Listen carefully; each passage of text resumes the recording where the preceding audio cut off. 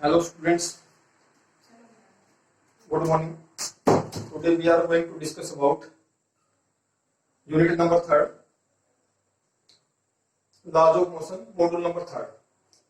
In module number 3rd we are going to discuss about connected motions.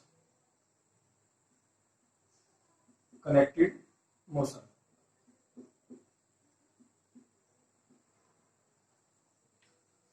Let us consider light an extensible and flexible spring connected to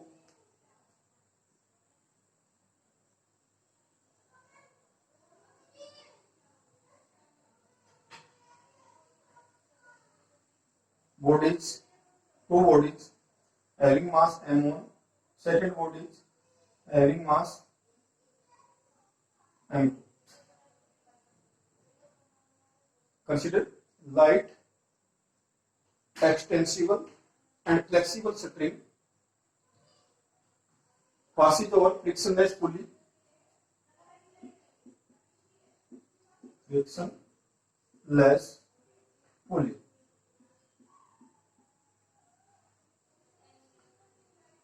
The first body having mass m1, the weight of the body acting vertically downward, m1 g.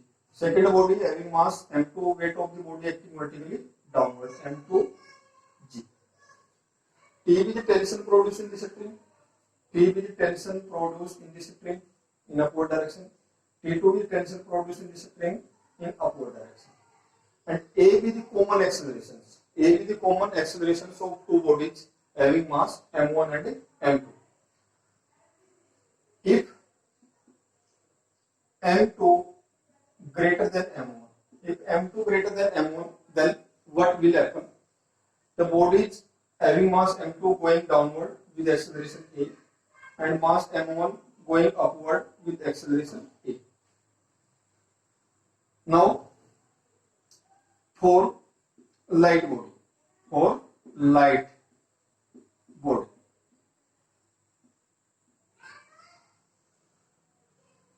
net force that is equal to, this body will go in upward direction, so therefore tension T is greater than weight of the body acting vertically downward.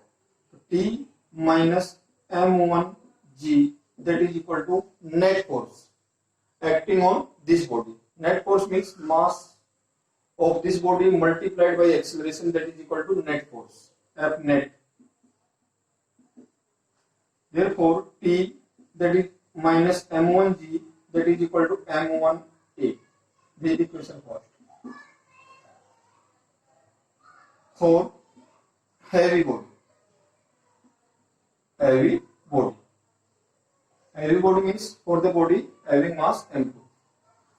Again we will determine net force acting on this body, net force. Therefore this body will go in downward direction, so this force is greater than this force. So m2 g minus t, that is equal to net force. So m2 g minus t, that is equal to net force on this body. Net force on this body means mass of this body multiplied by acceleration, m2a. This is the equation second. From equation first and second, or we can say that adding equation first and second. Adding equation first and second. Adding equation first and second. First equation, that is T minus m1g, that is equal to m1a. In left hand side of equation second, m2g minus t, that is equal to m1a plus m2a. Now t will be cancelled out. m2 minus m1 g, that is equal to a m1 plus m2. Now acceleration of the body, acceleration a, that is equal to m2 minus m1 g divided by m1 plus m2. This is the acceleration, common acceleration produced in the body. Now we determine tension produced in this string. What is the tension? Tension produced in this string. Now equation 1 dividing by equation second. Again equation 1 dividing by equation second. Equation 1 dividing by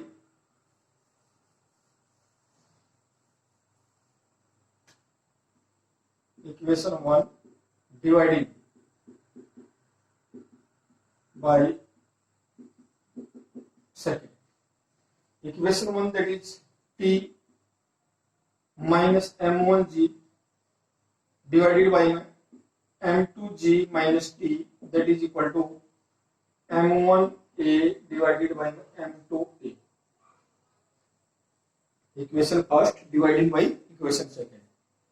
Now a will be cancelled out, cross multiplying T m2 minus m1 m2 g, that is equal to m1 m2 g minus T m1. Now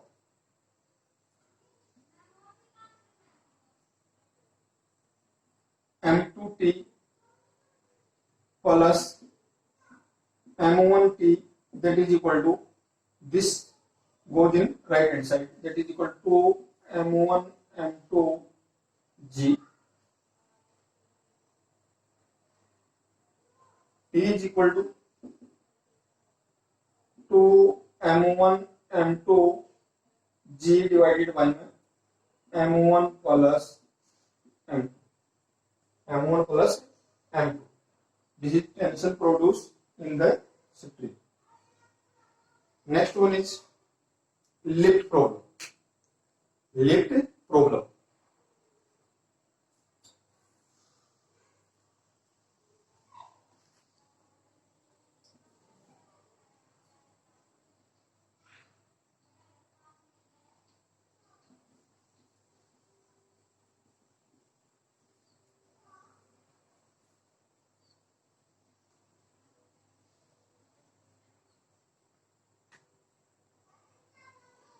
Weight of a man,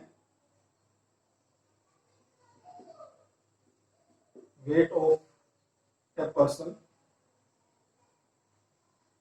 in a lift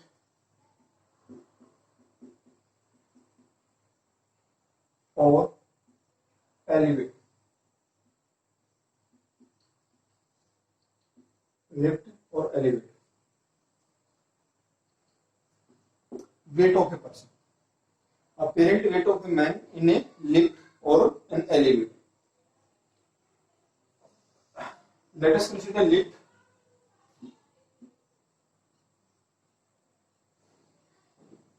A weighing machine placed in a lift.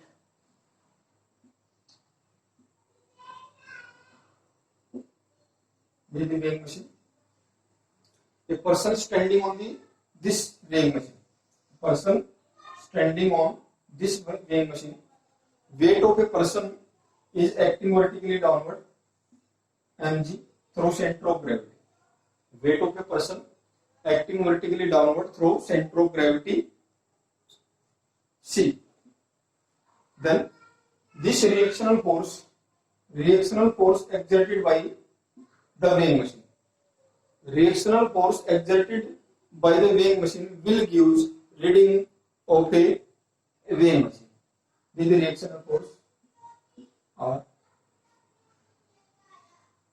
Now we will determine apparent weight of a person in a lift when lift is in rest. First, apparent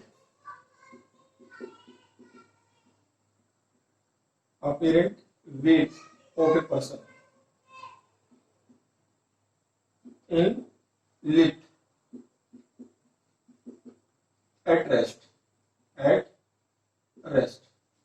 When lift is at rest, then this reactional force balanced by weight of the person, or that is equal to mg. R that is equal to mg. So apparent weight of a person is equal to actual weight. Actual weight. Second, when lift move with constant velocity, when lift move with constant velocity in upward and downward direction. Constant velocity.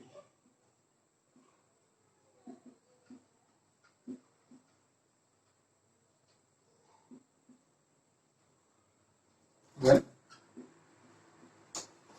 lift move with constant velocity. Constant velocity in upward or downward.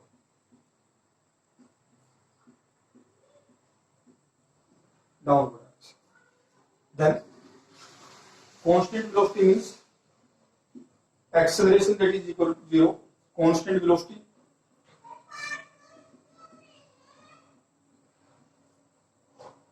that is equal to acceleration 0. Therefore, R that is equal to mg. Apparent weight that is equal to actual weight. Actual weight. Third case.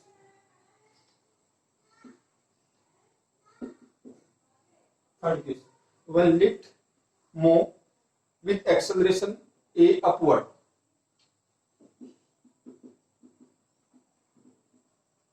with constant acceleration,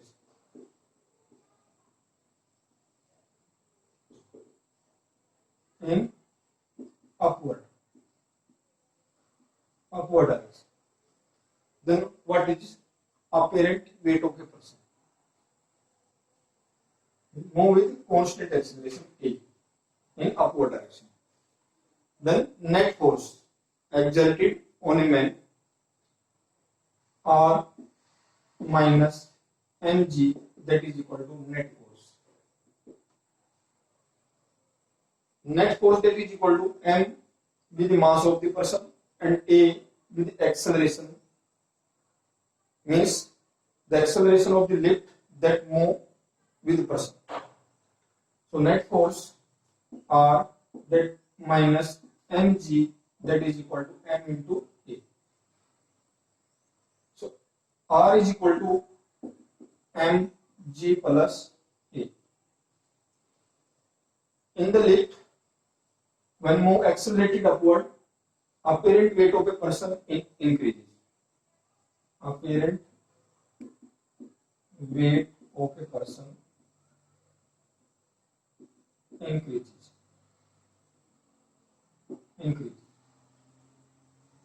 Fourth case, when lift move accelerated downward. Fourth case, when lift move accelerated downward.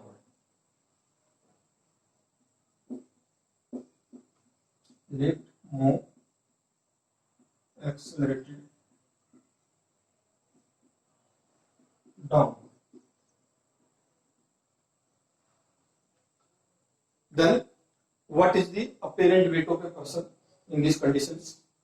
Now, if lift move accelerated downward, means this weight of a person is greater than the reactional force mg minus r, that is equal to net force F net. So net force mg minus r, that is equal to m into a. R is equal to m g minus a, that is equal to r. Therefore, in this case, apparent weight of a person decreases. In this case, apparent apparent weight decreases. In last case,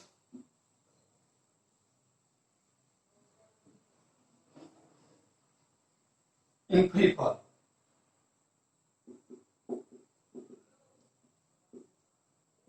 free fall means A is equal to G. In free fall, we will determine net force. In free fall, R that is equal to M G minus A. R that is equal to M G minus A that is equal to A is equal to G. G minus G that is equal to 0. So apparent weight of a person is 0. Thank you. Have a nice day. Please stay tuned for module number 4. Thank you. Have a nice day.